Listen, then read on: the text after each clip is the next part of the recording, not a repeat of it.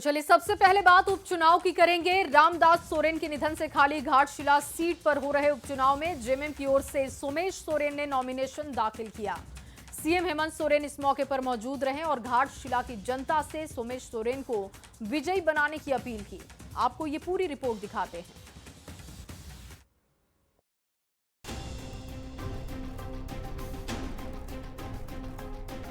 घाटशिला उपचुनाव के घमासान में जेएमएम की ओर से ताल ठोकने उतरे हैं सोमेश सोरेन। दिवंगत शिक्षा मंत्री रामदास सोरेन के बेटे सोमेश को जेएमएम ने उपचुनाव में उम्मीदवार बनाया है। सोमेश सोरेन के नामांकन में सीएम हेमंत सोरेन खुद मौजूद रहे। उनके साथ झारखंड कांग्रेस अध्यक्ष केशव महतो कमलेश और कई दूसरे नेता भी रहे। सीएम ने नामांकन के बाद उम्मीद जताई कि घाटशिला की जनता सोमेश सोरेन को विजयी बनाएगी और रामदास सोरेन के अधूरे काम को उनके बेटे पूरा करेंगे। में लोगों ने जिनको जिताया है उनके प्रति लोगों का विश्वास है और आस्था रहा है। पहली बार कई बार ये घाटशिला विधानसभा नहीं, ये एक हमारा परिवार। नामांकन दाखिल करने से पहले सोमेश सोरेन ने पिता रामदास सोरेन के चित्र पर माल्यार्पण कर आशीर्वाद लिया। कुल देवता के साथ घोड़ा बांधा के जाहिर थान में जाकर पूजा की और चुनाव में जीत का दावा भी किया। बाबा का आशीर्वाद और जनता का आशीर्वाद के साथ मैं आज नॉमिनेशन करने जा रहा हूँ और मैं सभी जनता को ये आग्रह करूँ कि मेरा नॉमिनेशन में सब आशीर्वाद देने आए। बाबा का आशीर्वाद है, आज पूजा किया है, उसका बेटा जा रहा है, जीत के आ जाए। रामदास सोरेन के निधन से खाली हुई सीट पर हो रहे उपचुनाव में जेएमएम को सहानुभूति वोट के साथ हेमंत सोरेन की सरकार के बेहतर काम के आधार पर वोट मिलने का भरोसा है। उपचुनाव में हेमंत सोरेन का ट्रैक रिकॉर्ड बेहतर भी है, लेकिन बड़ा सवाल है कि क्या एकजुट विपक्ष के आगे सोमेश सोरेन की जीत आसान हो पाएगी। न्यूज़ 18 के लिए घाटशिला से आशीष तिवारी की रिपोर्ट। और वहीं उपचुनाव में बीजेपी की ओर से बाबूलाल सोरेन ने नामांकन पर्चा दाखिल किया। चंपाई सोरेन के बेटे बाबूलाल सोरेन पर पिता की विरासत को आगे बढ़ाने के साथ उपचुनाव में कमल खिलाने की बड़ी जिम्मेदारी है। ये पूरी खबर रिपोर्ट के जरिए देखिए।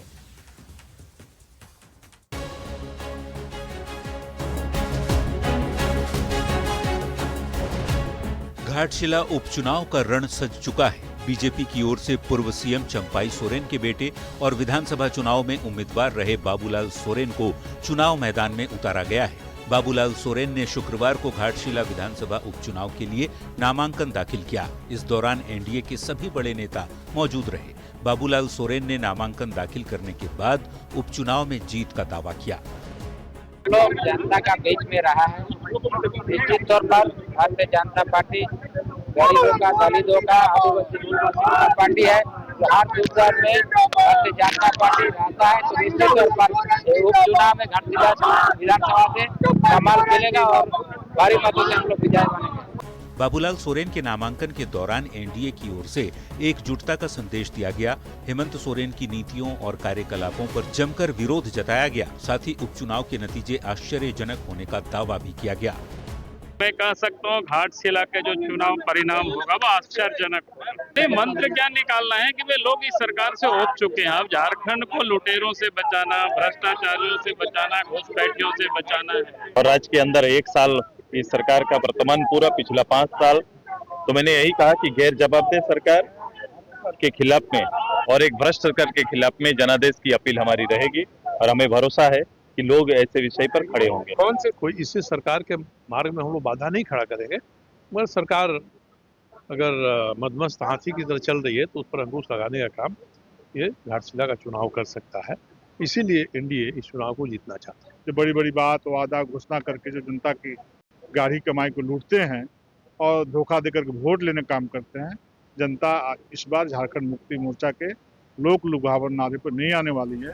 इस बार बाबूलाल सोरेन पर दोबारा भरोसा कर बीजेपी ने बड़ा दांव खेला है। पिछली हार से सबक लेते हुए कमियों को दूर करने पर जोर दिया जा रहा है। साथ ही हेमंत सरकार के 1 साल के काम के खिलाफ जनता की नाराजगी का फायदा उपचुनाव में मिलने की उम्मीद जताई जा रही है। अब नजरें टिकी हैं 11 नवंबर को मतदान और फिर 14 नवंबर को आने वाले नतीजों पर कि क्या घाटशिला में बाबूलाल कमल खिला पाते हैं। न्यूज 18 के लिए घाटशिला से आशीष तिवारी की रिपोर्ट। तो उपचुनाव का घमासान जारी है। आज जेएमएम और बीजेपी दोनों दलों के उम्मीदवारों ने नामांकन पर्चा दाखिल किया। कांग्रेस प्रवक्ता ने कहा कि बीजेपी ने चुनाव मैदान में स्टार प्रचारक उतार दिए हैं, लेकिन इससे कोई फर्क नहीं पड़ेगा। बीजेपी ने झारखंड सरकार पर आदिवासियों और युवाओं को ठगने का आरोप लगाया।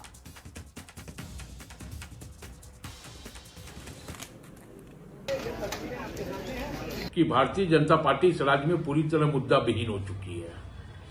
अब घुसपैठी है तो समाज में नफरत का माहौल अब ये उत्पन्न करके भाजपा घाटशिला का चुनाव जीतने का प्रयास करेगी। लेकिन घाटशिला की जनता संजीदा है। घाटशिला की जनता ने लगातार भारतीय जनता पार्टी को नकारने का काम किया है और इस बार के उपचुनाव में भी घाटशिला की जनता भारतीय जनता पार्टी को पूरी तरह नकार देगी। जो युवाओं को इन्होंने ठगा है उसके खिलाफ, आदिवासियों की जमीन जो लूटी जा रही है उसके खिलाफ, जो बालू खनिज सबकी लूट हो रही है उसके खिलाफ, ये सारे मुद्दे, मैया सम्मान में जो नाम काट दिया, वोट लेने के समय ले लिया और अब बहनों के नाम काट दिए, हजारों बहनों का नाम कट गया। ये सारे मुद्दे वहां आग की तरह उनकी ज्वाला जो है सो भड़क रही है। और वहीं उपचुनाव को लेकर निर्वाचन आयोग पूरी तरीके से मुस्तैद है। मुख्य निर्वाचन पदाधिकारी के रवि कुमार ने कहा कि चुनाव प्रचार में सभी दलों की ओर से सूची आई है, सभी को परमिशन दिया जा रहा है। इसमें जो भी खर्च आएगा उसे पार्टी के खर्च में जोड़ा जाएगा। अभी तक 4 प्रत्याशियों ने अपना पर्चा दाखिल किया है। दोनों पार्टी का वो 4 प्रचारक का वो एक व्हीकल परमिट होती है वो इश्यू कर दिया गया उसी को। उनका द्वारा क्या एक्सपेंडिचर होती है, एक्सपेंडिचर वो मैनुअल के अनुसार वो पार्टी का एक्सपेंडिचर में होती है। उसका एक डिटेल एक मैनुअल है, मैनुअल के अनुसार उसका एक्सपेंडिचर का कैलकुलेट। और वहीं बिहार विधानसभा चुनाव से पहले महागठबंधन में सब कुछ ठीक नहीं दिखाई दे रहा। सीटों की जंग में तेजस्वी की टेंशन भी बढ़ चुकी है। जेएमएम ने 12 सीटों पर दावा ठोका, मगर अब तक एक भी सीट फाइनल नहीं, जिसको लेकर झारखंड में बीजेपी हमलावर है। आपको ये रिपोर्ट दिखाते हैं।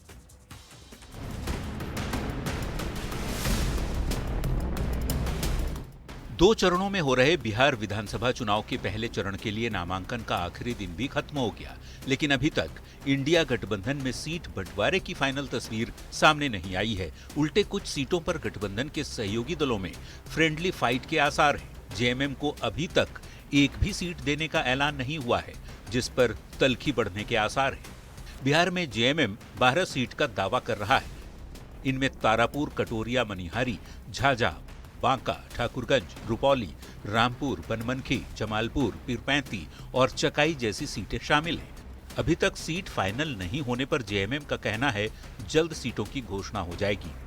मुझे लगता है फैसले हो गए हैं, अभी कन्वे नहीं हुआ है, मुझे भी नहीं पता है, कुछ अंतिम निर्णय हुआ है और मुझे लगता है आधिकारिक घोषणा बहुत जल्द आप लोगों तक भी पहुंच जाएगी। वोटों के कंसोलिडेशन में झारखंड मुक्ति मोर्चा क्या भूमिका निभाएगा, ये तमाम बातें उन तक प्रेषित की जा चुकी हैं और उसी बैठक में यह तय हुआ था कि ऑनरेबल सीएम और तेजस्वी जी आपस में बात करके नंबर ऑफ सीट्स और आइडेंटिफिकेशन की किन सीटों पर वो चुनाव लड़ेंगे, इन चीज़ों को तय करेंगे। तो मुझको ऐसा लगता है कि इनकी बात चल रही होगी और बहुत जल्दी इसके फलाफल मिलेंगे।